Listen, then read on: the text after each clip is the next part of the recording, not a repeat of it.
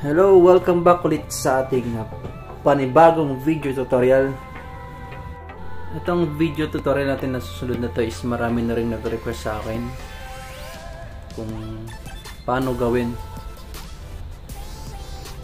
para dun sa mga modem 936 or 938 na may mga in-install, may mga naka-install na VPN or OpenVPN to be exact.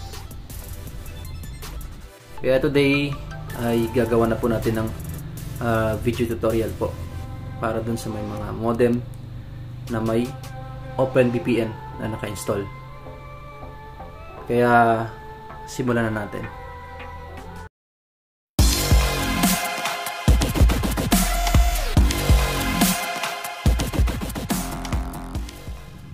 Okay, start tayo mga lods. Punta lang tayo. Unang-una punta lang tayo dito sa ating browser.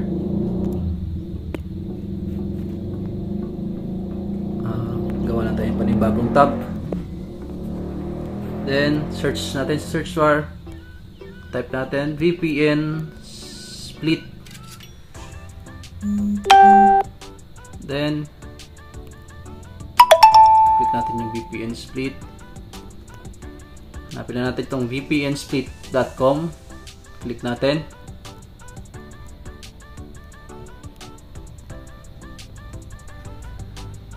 And punta lang tayo dito sa baba.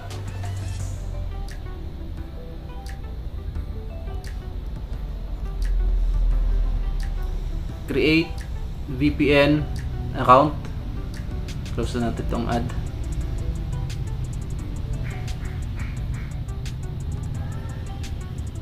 Natin. Okay.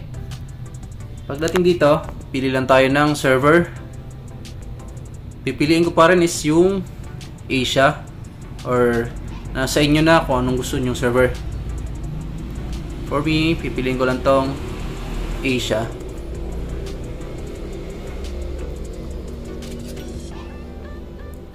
Ito tayo sa baba. Again, then click natin tong log in with Google. Click natin. Then pili lang tayo ng ating Google account. Any. Basta Google account.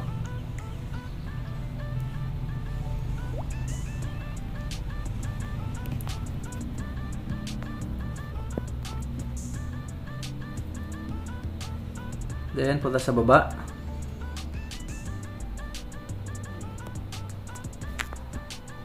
Okay.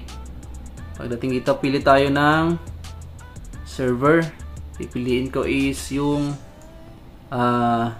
server 1, yung SG. Ibig sabihin ng SG is Singapore.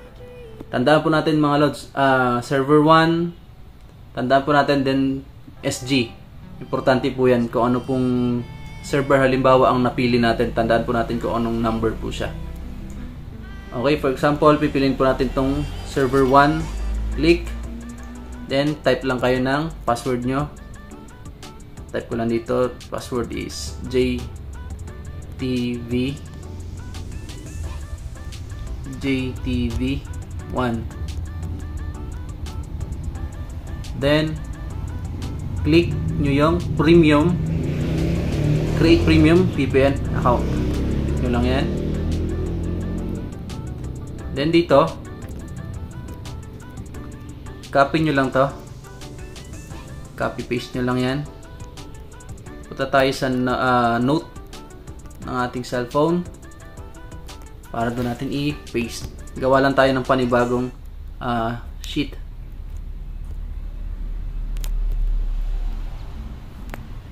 Paste. Okay. Yung validity niya mga loads is 30 days po siya, no? So medyo matagal-tagal din. So, balik tayo dun sa browser ulit. Click natin tong download VPN config. Download na natin yan. Okay. Open lang natin. Okay, then punta tayo dun sa ating file manager. Punta tayo dun sa download folder. Click natin yung config.vpnsplit.com. Ayun yung mga config na dinownload natin. Makikita nyo yung mga server 1, 2, and so on and so forth. Pipiliin natin yan yung, halimbawa, yung kanina server 1 yung kinuha natin. Dito lang tayo mag-6 UDP. So, i-rename lang natin, sobrang haba siya. I-rename natin siya ng i-rename lang po natin siya. Huwag nating buburahin yung extension file niya. Server 1 SG UDP. I-rename ko lang po para hindi po mahirap mamaya sa pag-upload ng file dun sa OpenVPN natin. Pero nasa inyo na po kung paano nyo gagawin. Then, click OK. Then, exit lang natin yung file manager. Punta ulit tayo sa browser. Then, create new tab tayo. Type natin sa search bar, search button yung 192.168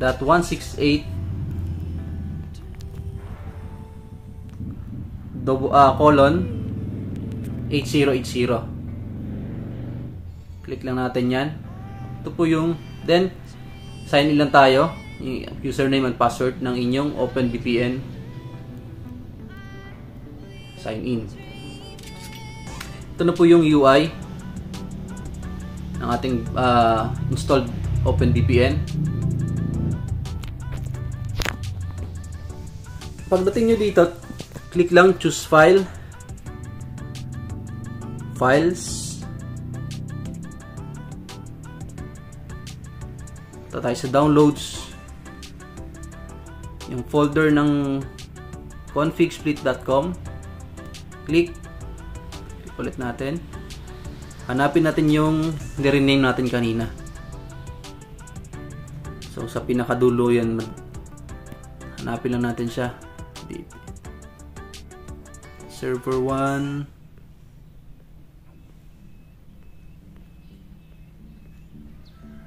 ito siya, server 1 UDP. Click lang natin yan. Pagka-click nyo, click nyo rin yung upload successfully. Click OK. Then punta na tayo sa drop down list. Ito, pili natin yung kaka-upload lang natin na config. Ito siya, server 1 UDP. Yan. Then dito naman sa username, burahin ko lang yan. Punta tayo dun sa notes. Copy natin yung username.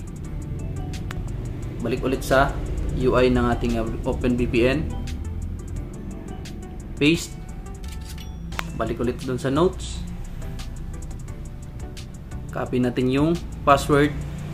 Then, paste natin dito sa password. Buburahin muna natin yung luma nating account. Okay?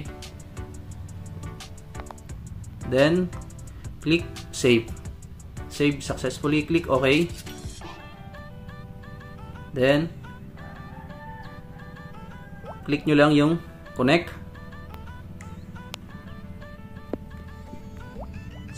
Sequence completed. Ibig sabihin po, successful po. Connected na po tayo. Ayan po, kung makikita nyo. Punta tayo sa speed test. Try po natin mag speed test.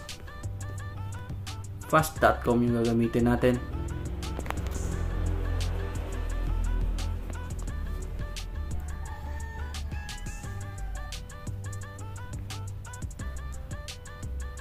So kasalukuyan, yan po yung ating speed test. Nasa 6 Mbps.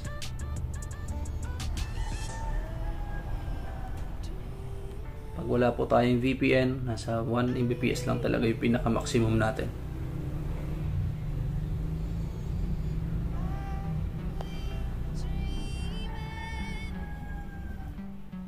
Okay, nasa 4.8 yung ating naging result. Okay mga lods, salamat sa panonood.